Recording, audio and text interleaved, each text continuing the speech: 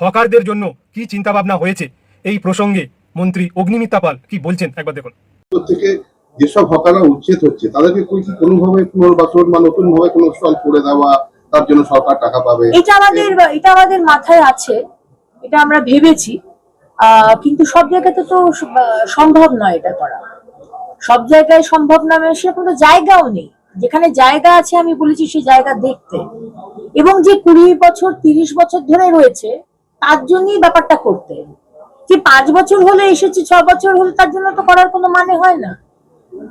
আর ফুটপাত দিয়ে মানুষ যাবে না, সেখানে দোকান থাকবে, এটা তো মানা যায় না। তাহলে এটা সিভিলাইজ সোসাইটি কোথা থেকে হলো? তাহলে তো এটা সিভিলাইজ সোসাইটি নয়। তো সেরকম হলে তো লন্ডনেও তাই করতো, আমেরিকাতেও ওরা তাই করতো। যদি হতো নর্ম, সেটা তো নর্ম নয়। কিন্তু হ্যাঁ, আমাকে তাদের কথাও ভাবতে হবে। মাননীয় মুখ্যমন্ত্রী বলেছেন কারুর পেটে লাথি মারা যাবে না, দুটোই দেখতে হবে।